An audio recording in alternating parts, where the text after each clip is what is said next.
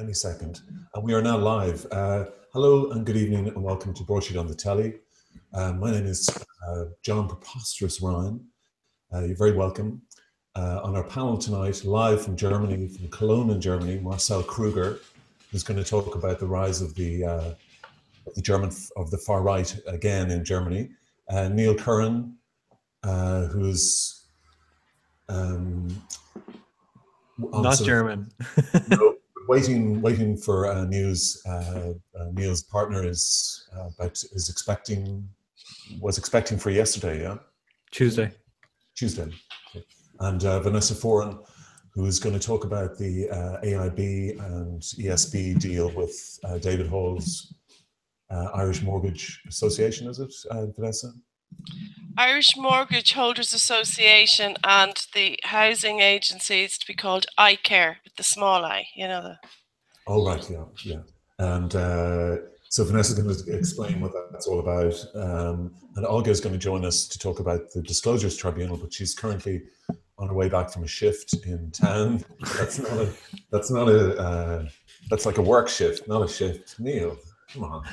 I'm glad one of us is getting the shift every Thursday. That's not the first time this happens. And just to say a big welcome to Broadsheet readers, commentators, and even the trolls. Well, not all of them. And the live chatters. And everybody in the live chat pit, as Vanessa sometimes calls it. So first, before we go to the papers with Olga, before she joins us, Vanessa, would you like to describe, or would you like to explain what David Hall's and AIB/ESB's idea is? Well, I'm not sure it's an idea. I think they've just formed. David Hall's IMHO have developed a housing body like many of the others in the country, and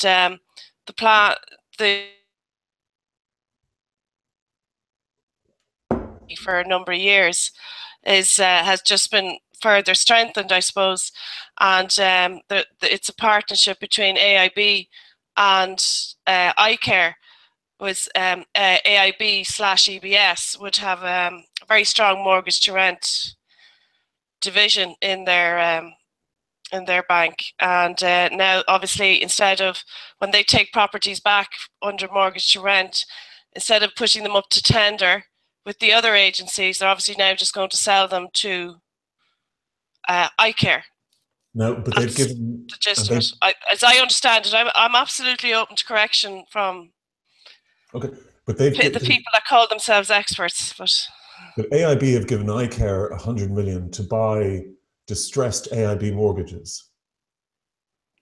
Maybe other mortgages from that might be put up to tender, because traditionally, if a family goes into the mortgage to rent process, they surrender the property to the creditor bank, and the bank then puts it up to tender to all the other housing agencies that are interested, and the location would have a lot to do with it as well.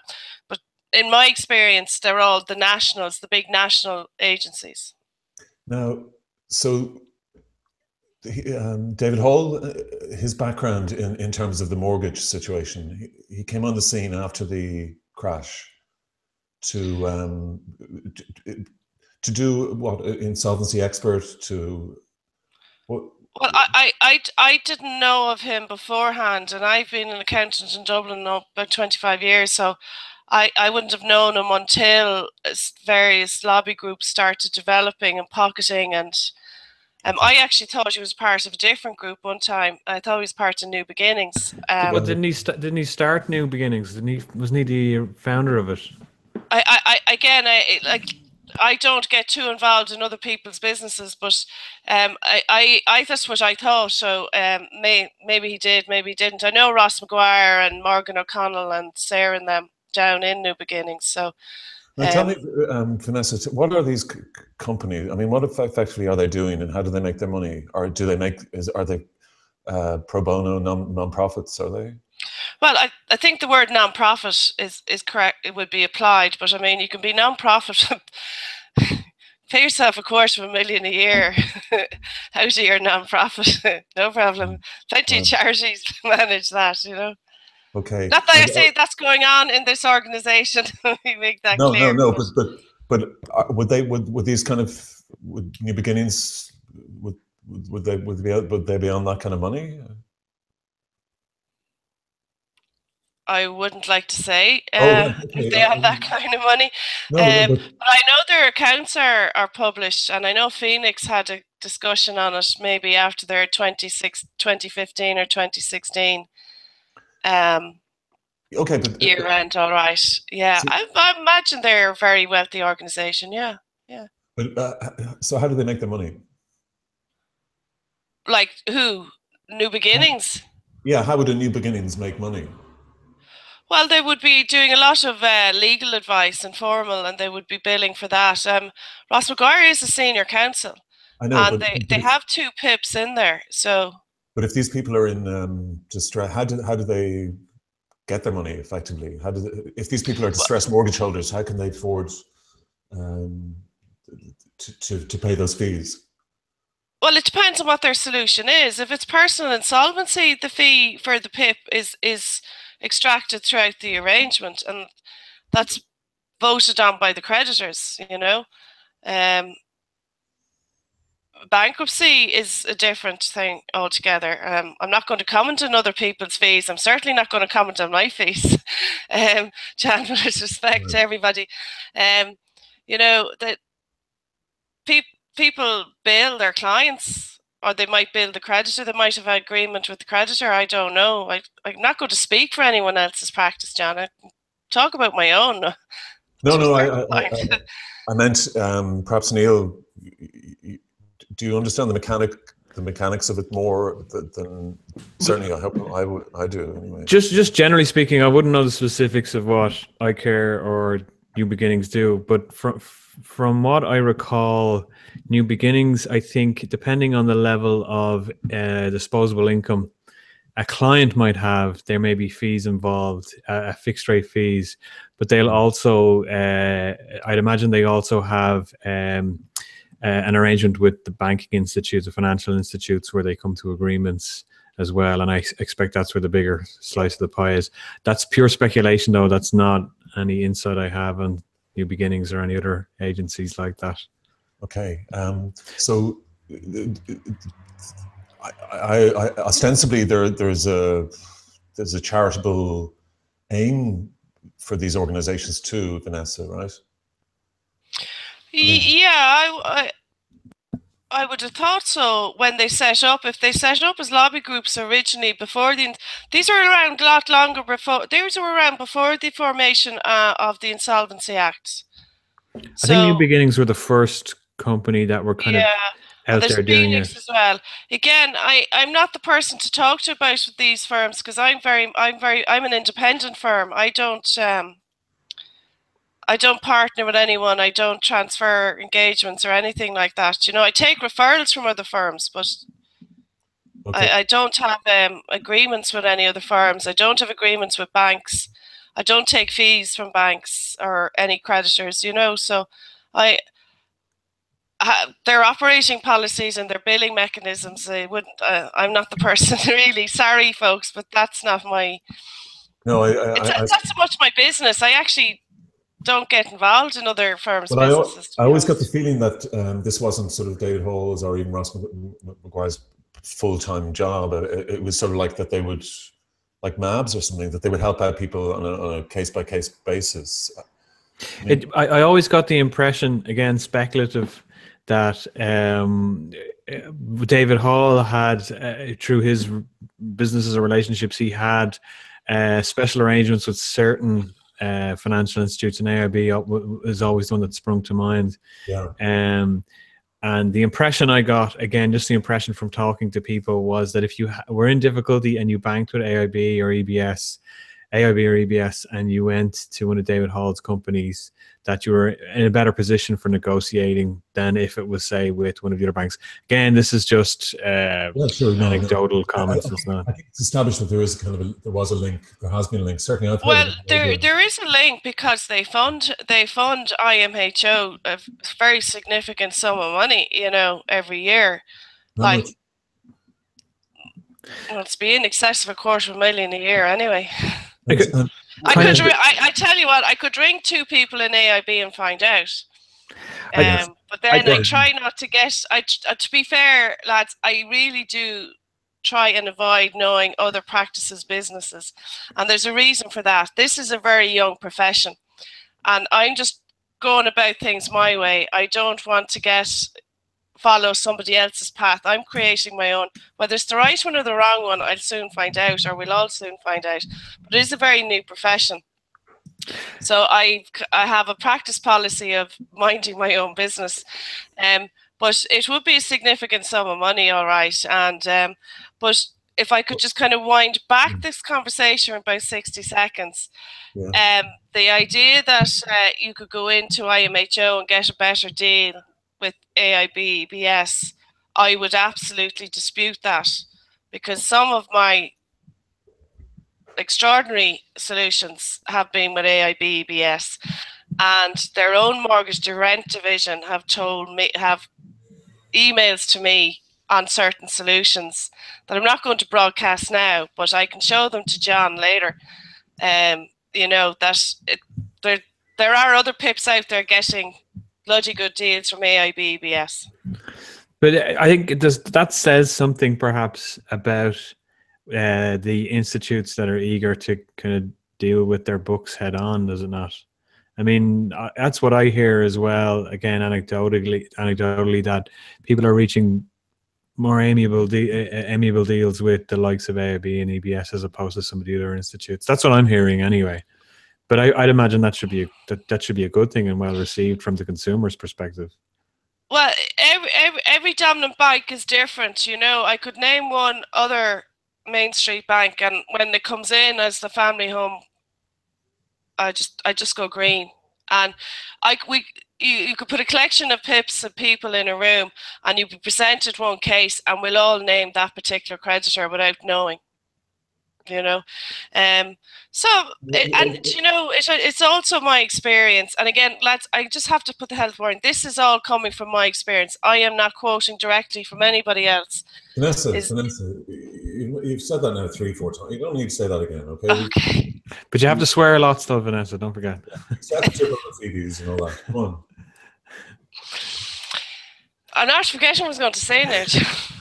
Well, you said it. Give it the 4th time. I know, I'm joking. I'm kidding you. Anyway, just to go back on the piece you wrote, Vanessa, today, that you said that the sense of conflict of interest was so dominant that you could chip your teeth on it. Oh yeah, the dramatic. This would be obviously the conflict of interest between. You've got effectively a housing association. Is that what iCare is? Yeah, well, that's what I've read, and that's come across to me from people who are in the sector. So at the conference yesterday, a quote I got back from an attendee was that he's getting kudos. I wrote it down. He's getting kudos for stuff we've been doing for years. So I think I'm going to rely on what I know these housing agencies have been doing for years, and I'm going to, assume that position, But there is only really one model of housing agency in the country anyway, and that's why reinvent the wheel. You were talking about the conflict of interest. I mean, if Mary and Joe they've gone into a housing agency and they've agreed to go mortgage to rent, they surrender their house to the bank, and the bank then sell the house to the housing agency. They pick the agency. In this case, they're going to pick iCare. Yeah. They don't know there's no history of managing social housing tenants. There's no reputation there. Some of these housing agencies are around 50 years. Yeah. They're embedded in the community. They have welfare officers, maintenance. They know how to manage tenants. These are social housing tenants. Some people there'd be social housing issues. Antisocial behaviour, damage. You have to maintain the properties to a certain point. I'm not saying they're not capable of doing all that. Okay, well, maybe we'll get David on next week or something to explain what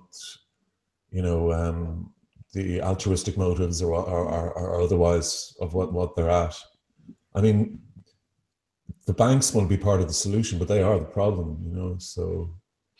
Well, the big conflict really is if a particular bank is paying your bills, and you're doing deals, if Joe Mary come in the mortgage in arrears, and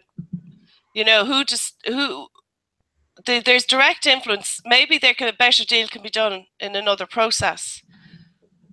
There is direct influence. Fee influence is a conflict of risk. That's why big firms have a cap on the amount of fees they can take from any one particular client. If you have a distressed mortgage with AIB, will they deal with another housing association? I mean, will you have to deal with iCare then? Or? Well, that's the thing. Maybe another housing agency in a different area would be more suited to this particular family. Maybe there's special needs in the house.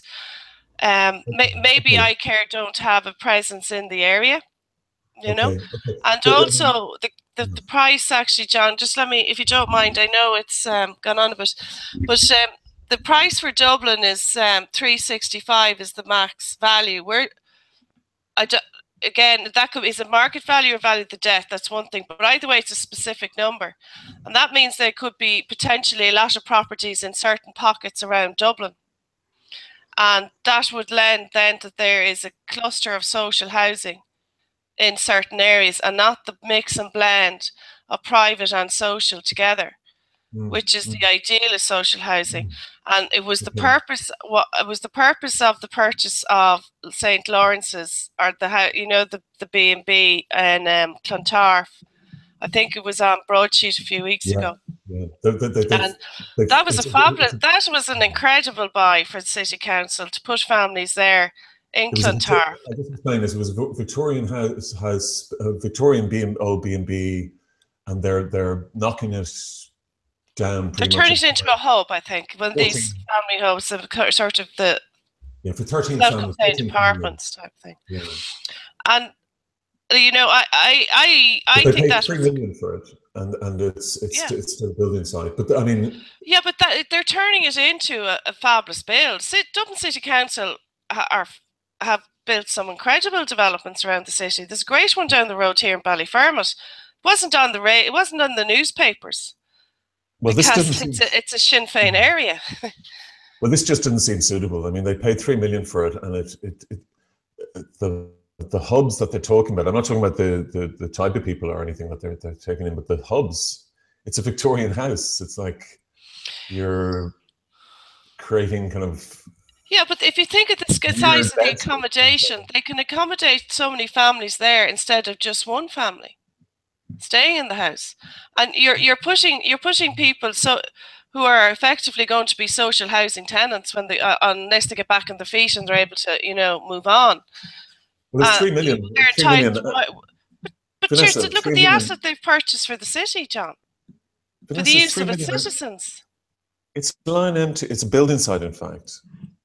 But it won't always be a building site. It's one house.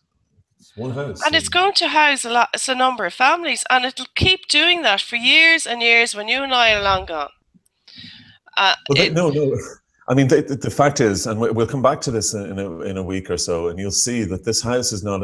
It's not built to that frame. The Victorian frame of that house is not equipped to take in hubs.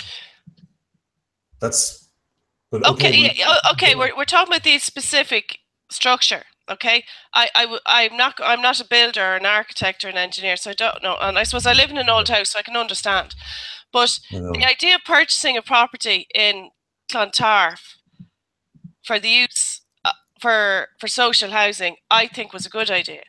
And regardless of what it's going to cost, you know, it's actually endorsing the theory that the policy of having a mix of social housing, private housing, social housing, and private housing all over the city. Well, it's a bad example. And with well, it's fine. a bad example because it doesn't. You're entitled to have that opinion, John. But I mean, if you're going to promote social housing as a mix within all different communities, then stick to it.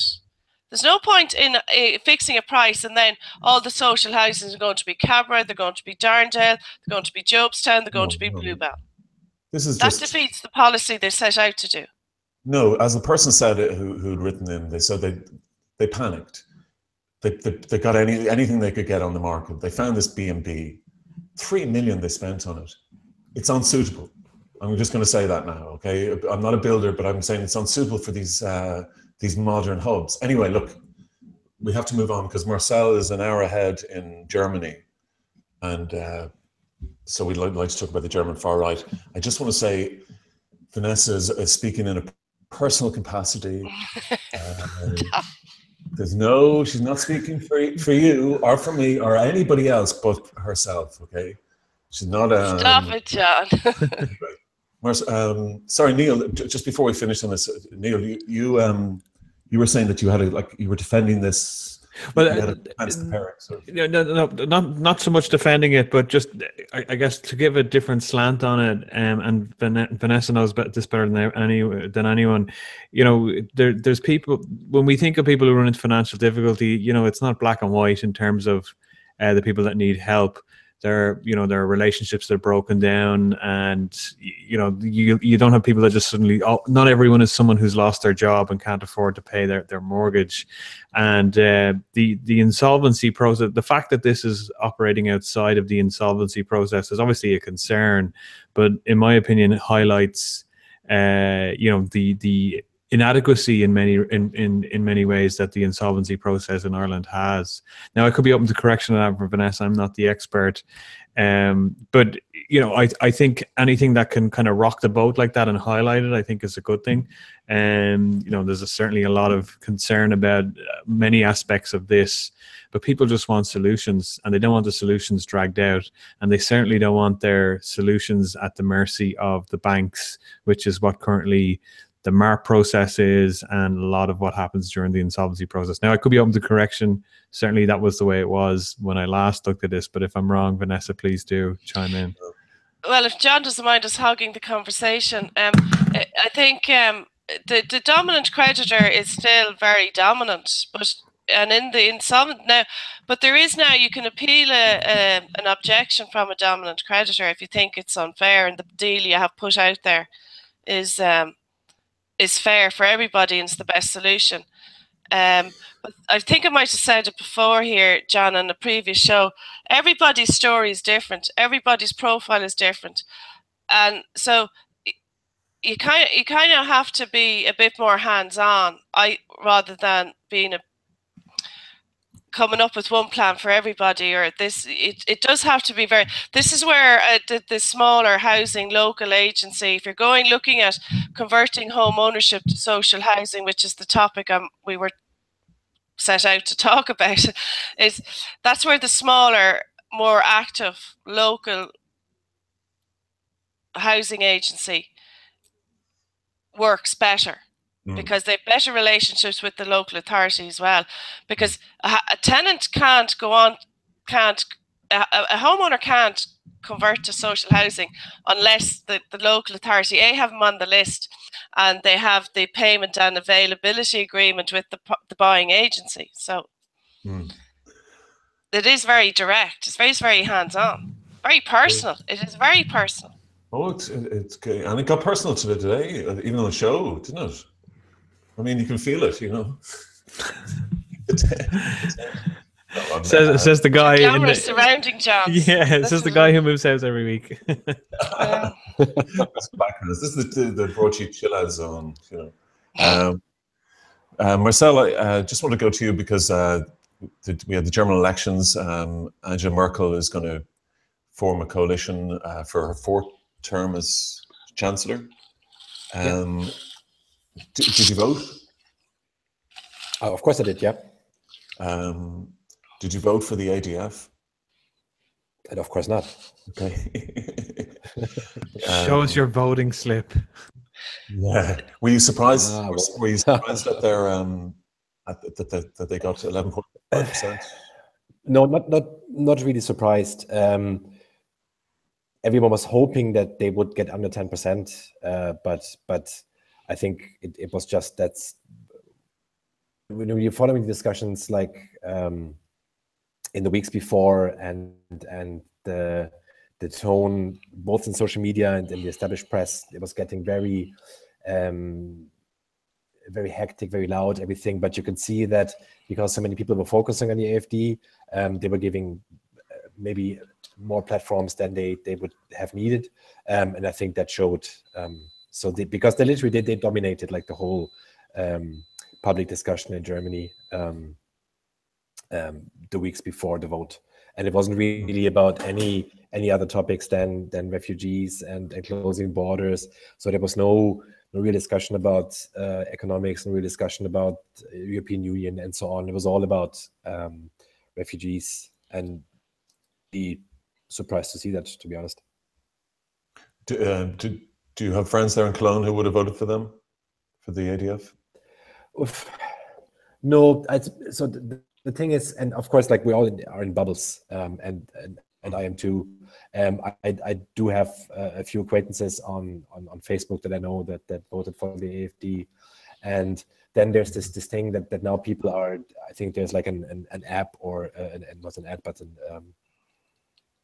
who's on your friends list voted for a specific party, and I think that's applicable for other countries as well. And now it's this thing that I have a couple of friends saying, I'm checking my friends list. I don't want to have to do anything with these people who voted like for the populist party, for the right-wing party, and I don't think that's a good thing to do. I think we need to have discussions. We need to talk to people to see why they and just keep the discussion going. Most people believe this is a direct response to Angela Merkel letting in 1 million refugees without, clearing it with the electorate, without clearing it with anybody really. Do you feel that too?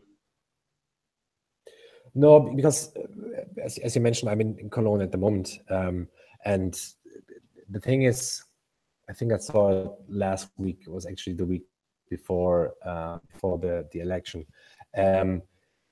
Overall, like this 1 million number that's out there, that's only I think 80,000 refugees above what was calculated for the year 2015 to come in anyway.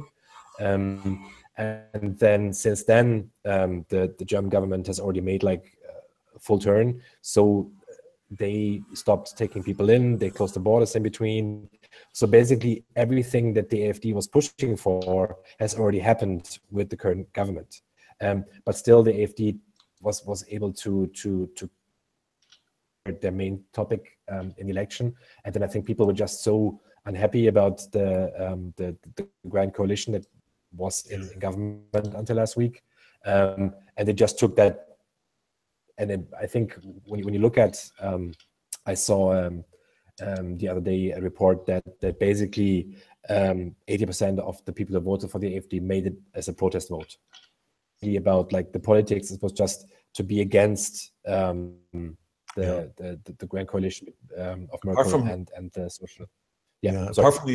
Apart from immigration, what policies are appealing to? What policies appeal to the electorate this time? Apart from immigration, I mean, apart from their immigration policies, are they're anti-Europe? They're anti-EU. Oh yeah. So they want to leave. Want to have Germany leave the EU. They want to ban the euro. Like the whole shebang. So basically, it's like your typical European or global nationalist party. So they want, at the moment, if a child is born in Germany and the parents don't have a German passport, the child nevertheless gets the German nationality. They want to ban this, so the parents have to show their passport, have to be true Germans. Right. This is part of the party program. So basically, it's like a right-wing populist. I think that's the Irish system. I mean, we don't accept I think the policy that they want is what we have actually. Yeah. Marcel, I'm not Yeah, sure. But then the thing is, for example, I could now apply for Irish citizenship because I'm in the country for over 5 years. It would cost me a few quids, but if I have all the right paperwork as a European, I'm Irish on paper. If I wanted to, and I think this is something they want to abolish as well. So, for example, one of their parts of the party program is if you move to Germany from any other European country, entitled to any social security for the first 6 months or something, which is again, it's obviously intended at people from the Eastern European states, from Bulgaria, from Romania, but it would also mean that people coming from Ireland would not be entitled to any social security in Germany if the AFD. So it's all a bit like I said. No, that's not for the first 6 we should. For the first 6 months, or for the first 6 months, they wouldn't get anything. I mean, so if they would move to Germany now and without having a job from the get-go, they would not be entitled to claim any social benefits. Okay. Neil, were you following the German elections? Not in great detail. I mean, we're seeing this rise of nationalism, as Marcel says, anyway. But when I'm not as close to it, but if there's dissatisfaction with the leaders, that's often taken out by these protest votes. So, it didn't come to much in France in the end. So I wouldn't be as concerned about Germany from my arrogant position in a different country where I don't have to look at it every day, but I wouldn't be as concerned as a non-German. I think though the language coming out of the EU from Juncker and the language coming out of Paris from Macron about a European army, single identity, they're fueling parties like the AFD in Germany, or Marcel, do you feel that the rhetoric from the EU about closer union, and we've got to be we've got to bring it up to the next step towards this greater union? Do you think that's fueling all this? Yeah, but I think it's the same rhetoric that influenced like Brexit and UKIP and these type of stuff. So it's because it's basically, then you could always turn it around and say, but it's like the EU sitting in Brussels and they want to intervene in our national sovereignty. Yeah, I mean, but the gloves, but the mask has kind of come off because they're openly admitting that now. Certainly in the last few months, you've seen this stepped up. Absolutely, yeah. But what I found interesting, as opposed to the whole bureaucracy in Brussels and the whole austerity program, and that Greece is still like a really bad country, blah blah blah. Then we saw these Pulse of Europe protests. Well, not protests. These Pulse of Europe gatherings. We also had them in Ireland, in Dublin, and Cork, where younger people or people who are still think that the European Union is a good idea. The whole bureaucratic apparatus that's sitting there in Brussels, but the idea of a united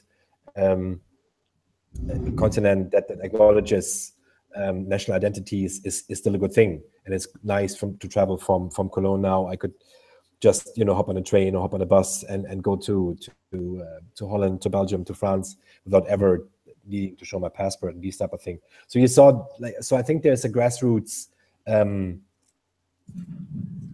captains or people like the European idea, but it not necessarily like the whole European apparatus. And I think this has to change, definitely. Marcel, you're a Europhile, aren't you? I mean, oh, definitely. So what do you want? Do you want us all to be borderless and friends and stuff? I mean, to be completely, like a new European order or something? No, not an order. So well, where would you stop? What about a European army? Where's that? If we're going there now, John, like in an ideal world, I would abandon all nation states and all armies. So because that's basically an outdated concept. But that's my personal opinion, and I don't want to hijack our discussion for that. No, I watched the discussion. I watched a documentary about Alan Moore, who's a comic writer.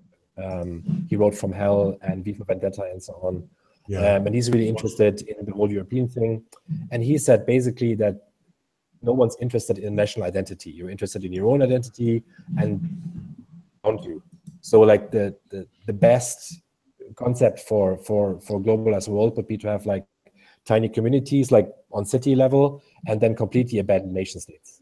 So I think that's a good idea, a good concept to think about. Okay, sounds like Blade Runner, Neil. I left my tinfoil hat at home. Vanessa, I know I've seen things that people wouldn't believe. Vanessa, are you a Europhile? Would you be pro EU? Would you prefer like more union, more like a European army? No, I wouldn't like a European army. What about European football team? I mean, do you believe in more union? More? Are you happy with the way it is now, or would you like more? Yeah, that would be my opinion at the moment. Is that we're fine as we are. I'm not sure we want an army, but then I'm just trying to figure out: do we actually need an army here in Ireland ourselves? So. Well, we've a 9,000 person army. It's quite a lot, I suppose. Yeah. Actually, if you want to go back to housing, you could ask the army why they sold off all those barracks and housing and not just send it over to the Department of the Environment for social housing. Were they sold in the last few years since the crash? Yeah, fine buildings. So, Marcel, I know government hasn't been fully formed, but or hasn't taken proper shape. What's the most likely configuration? I know it's the only configuration that can possibly happen because the SPD, so the Socialists or the Social Democrats, they said specifically opinion an opposition party, just like, so the AfD, yeah, so just so the AfD was, yeah, exactly. So that is the German version of Labour, exactly. Yeah, they got burnt. So they had like their lowest election results since 1949. So like historically, it was always the Social Democrats and the Christian Democrats, the CDU. So these were always the left and right wing parties dominating German political landscape since Germany was formed in 49. And they've taken their biggest hit ever since Germany was, or West Germany was founded in 49. So they went specifically into the opposition so that the AfD wouldn't be the biggest opposition party. So the only coalition that's possible now would be a combination of the CDU, the FDP, which is a more economically oriented party, and the Greens. So it's called the Jamaica, the potential Jamaica coalition because of the colors of the parties, which resemble the Jamaican flag. It's sort of green, yellow, and black, isn't it? Yeah. But what's the party that they won't go into government? They won't sit with the Green Party. They're absolutely loggerheads with the Greens. There's some party. Share cabinet. Yeah, but that's the AfD. So the AfD set out to, and I quote, to hunt the Greens and hunt Merkel. That was their thing. So no one wants to form any coalition with the AfD anyway. No. But that's the thing. So if these three don't agree, we have to get another election.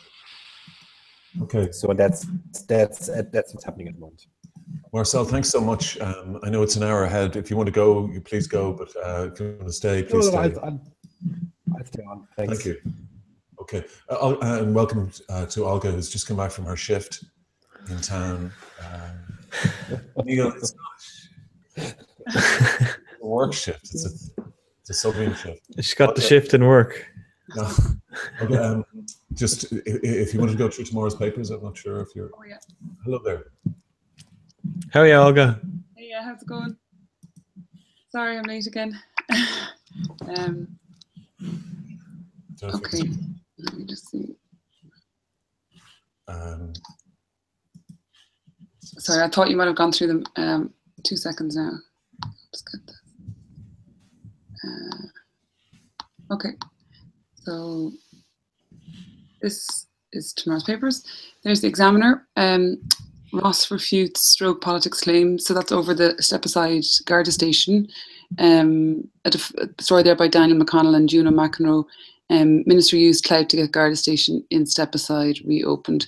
A Defiant Transport Minister Shane Ross has said the decision to reopen step aside Garda station in his constituency was not stroke politics.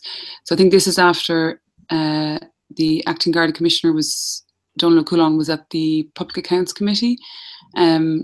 And it turned out, I think, that they had recommended that 4 stations be opened, but only step aside has got the go ahead. So there's questions over that now.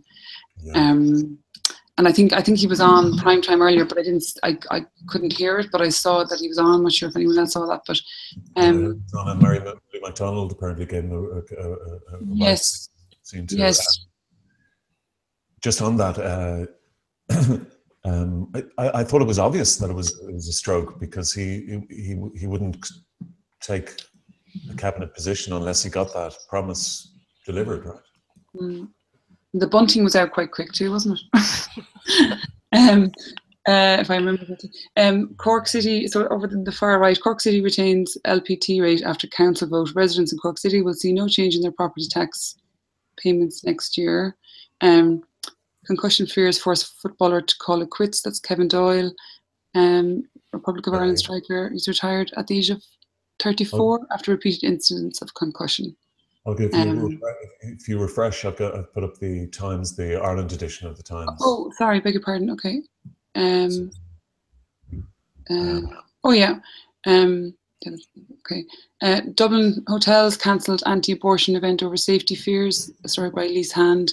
A minister's appeal for people on all sides of the abortion debate to be treated with respect after it emerged that 2 Dublin hotels cancelled an event planned by an anti-abortion group amid claims of an orchestrated campaign by pro-choice supporters.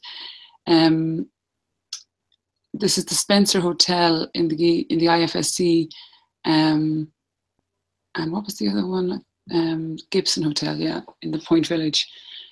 Members of the pro-choice campaign also claimed yesterday that some of its events were subject to sudden cancellations by the venues involved following pressure from anti-abortion activists. So was it over death threats or over? I don't think that they've confirmed, but I think that's what definitely was going around Twitter. But on Wednesday, the Spencer Hotel and the IFSC contacted Unbroken, an anti-abortion group that supports those who gave birth or were born as a result of rape, to cancel an event that was scheduled to take place yesterday evening. According to a spokeswoman for Unbroken, the hotel cited the health and safety of their staff because of a campaign on social media. In August, the group booked a conference room in the Gibson Hotel in the Point Village, but the reservation fell through, allegedly after the venue had received complaints. The event involved women who had been raped or were born as a result of rape, speaking on the topic of abortion. So that's that. Sorry. Niamh, I might as well read it out. Niamh Ibreen, spokesman for the Life Institute. We were still on that. Okay, sorry. Oh yeah, sorry. Shall I go on? Anyway, so health fund squeezed by rise in pension bill. Story there by Sean McCarthy. Some services could be at risk, advisors warn. Spending on frontline health services has been put at risk by ballooning pension costs, a new government report has revealed. That's fine. Yeah, that's great. Olga, I just wanted to talk about the Disclosures Tribunal. Yes. Disclosures Tribunal this week. You missed this afternoon's proceedings, but yeah. When Keith Harrison took the stand, but this module, for want of a better word, concerns. It's quite different from Maurice McCabe's, isn't it? Very, yeah. Essentially, I mean, I guess they were kind of arguing along the same lines as Maurice McCabe. I mean, he did say in his statement to the tribunal originally, Keith Harrison, that he thought they mirrored each other, you know. So in the sense that he made claims about Garda conduct, and then there were people from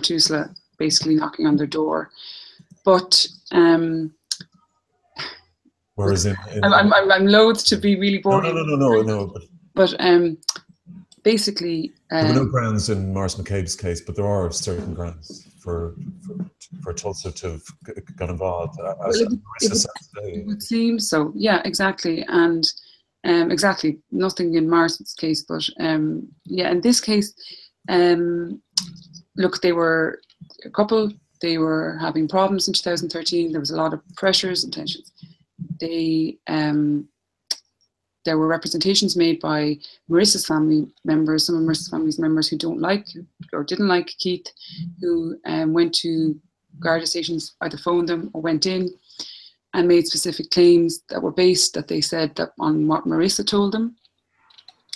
Marissa made a statement about Keith after one particular argument that they had, and it's a very, very long statement, and it was read out on the other day by the actual inspector who took the statement, and it was extremely unpleasant, and I don't feel the need to kind of go into it really, but essentially one of the biggest, the worst claim in it is that he threatened to burn her and to bury her sister and the kids. And so Marissa made the statement. She said that she was there for 8.5 hours in the interview room. She was very, very sick. The next day she was hospitalized for 4 days. But the statement was made and she withdrew the statement, but yet signed a statement of retraction that said that everything that was in the statement was true. Now, she has told the tribunal that in actual fact what Keith Harrison meant was you were going to get burnt because of these tensions with her family and them not liking Keith and her being kind of pulled on all sides. Yeah. But the tribunal did see texts that she had sent the day after the fight, and this would have been a couple of days before she made the statement. So there was a fight, statements, or an argument rather, texts, and then there was a statement. And the text showed that she repeated what she claims now wasn't said, but what she did say was in the statement. And then her brother was convicted for the manslaughter of a young guard, isn't he? Her brother was convicted, for killing a guard, Garda McLaughlin, up in Donegal in 2009. Yeah, he rammed into a patrol car and killed him. So, but I mean, it's but very difficult. Very difficult, and I suppose yesterday Marissa gave, and I was there for some of Keith Harrison's evidence today, but not the second half, which seems a bit like it's a lot more crucial. But Marissa gave evidence yesterday, and essentially, at one point she said that I have no issue with HSE or TUSLA. Now that was clarified this morning when she went in and she said, I think in actual fact I meant just a particular social worker, the social worker who did call to the house. Yeah. So it's still a bit, it's very, very messy. And then sorry, and then to finish just Keith Harrison, then when he was giving evidence this evening, or the bit that I missed, but I've read some of it back, that essentially, both of them basically they essentially claimed that the Gardaí were putting pressure on TUSLA, and that they were kind of saying that this was coming down from Garda headquarters, if you like. But when they were pushed to kind of say, well, what's your evidence for this? Their evidence really is no evidence, as in Keith Harrison was kind of getting to it at the very end tonight, or earlier today, and then it was kind of wrapped up, so we'll hear more tomorrow. But it was a case of like, there should be documentation where there's no documentation. There were meetings but there were no notes of. So it's kind of understandable that Judge Charlton was pretty exasperated and kind of saying, you can't expect me to, I'm totally paraphrasing here, but he was just like, you're asking me to find an evidence, or sorry, make a finding of fact based on no evidence as being the evidence, So what happens next? Well, he's back in. Keith Harrison will continue to give evidence tomorrow, and then next week it's TUSLA workers are scheduled to come in. Now, at the very end of today, he did say, he was kind of saying that we know that there were local management meetings and there's no notes of them, but we just haven't seen it. And it is interesting because remember last week we were saying that the exchanges between Keith Harrison's barrister and the judge were quite tetchy. Yeah, Mark Harty. With Mark Harty, and the judge did say on several occasions over the last week, you know, when a witness would be, whatever witness would be in the giving evidence, and Charlton would say, you know, your client made specific claims about this witness, and you're not putting those claims, you're not questioning this witness about those claims. And it seems now, well, in light of what's happened the last 2 days, it seems that perhaps there was a reason maybe for him to be, or for their, because he would have seen all this evidence, seen all the submissions and read them all. So I don't know. We'll have to just wait and see what happens. Okay, well, and the Maurice McCabe, is there any, will there be any more hearings regarding this case? Oh yeah, there'll be loads more on that, because I mean we have to hear all about, I mean, journalists, politicians. Why have they done it this way? Why have they gone? I'm not too sure. It's a good question. I don't really know.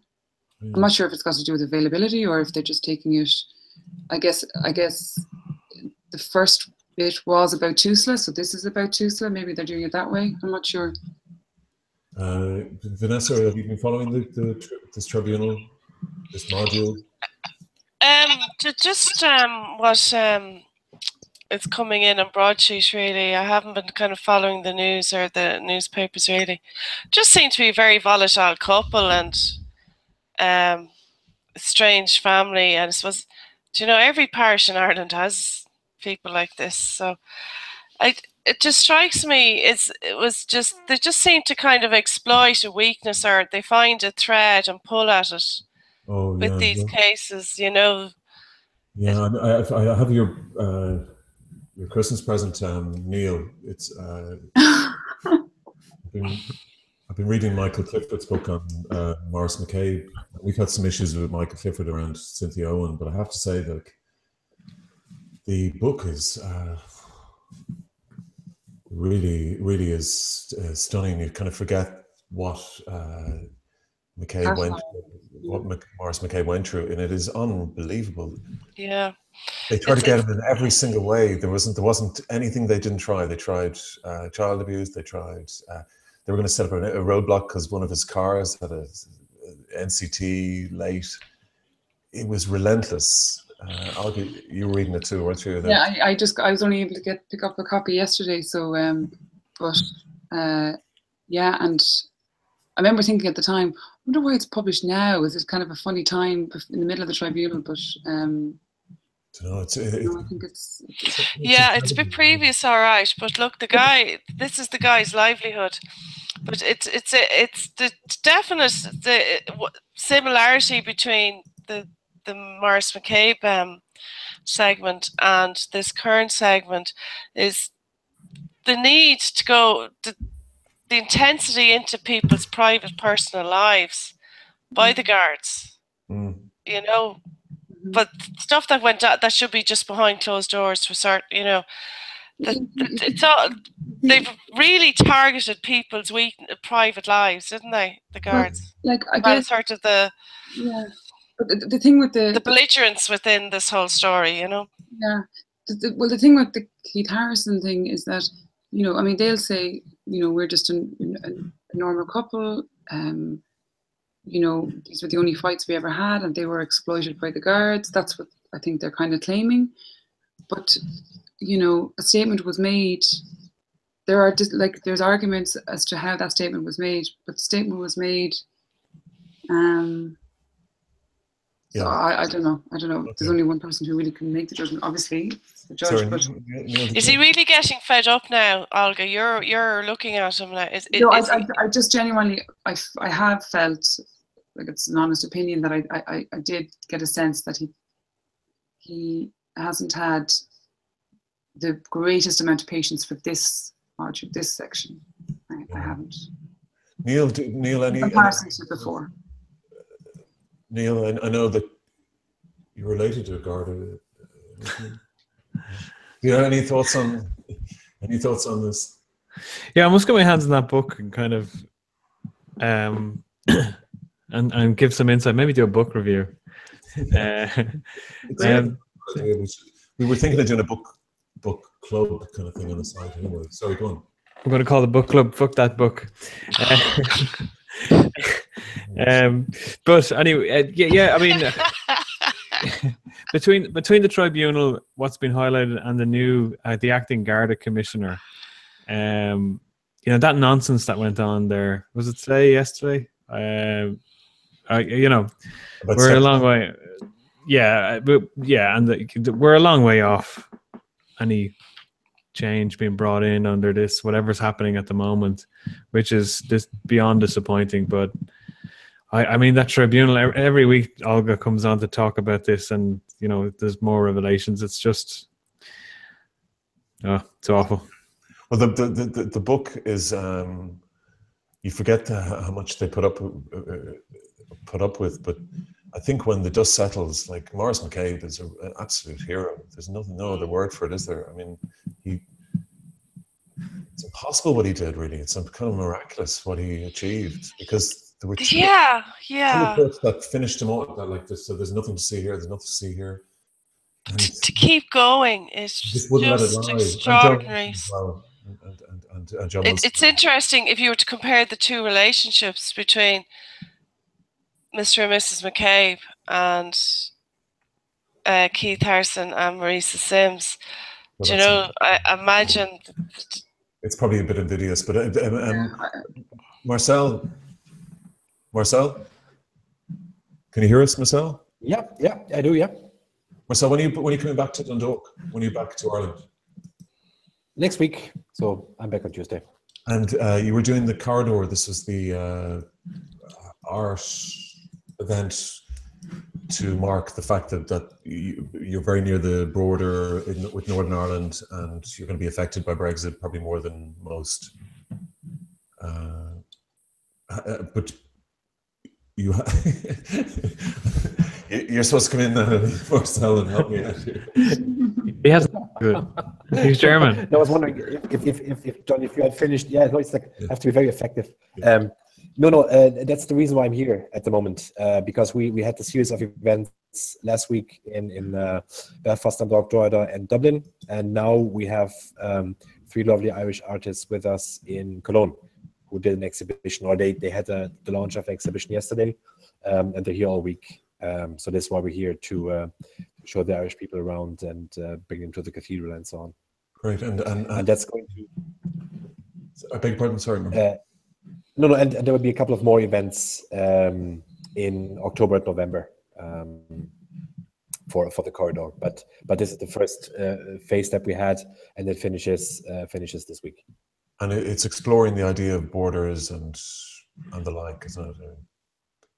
Yeah, it's this is where the name comes from. It's about the corridor between Belfast and Dublin, and that for us, because we're very aware of my wife and I, we are migrants officially coming to Ireland and living there now.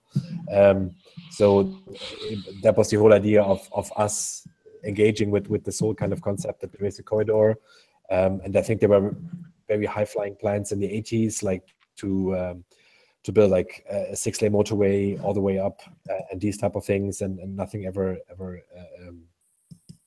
was ever realized. But still, you can drive all the way, and at the moment there's no border in the way, even though the border is there.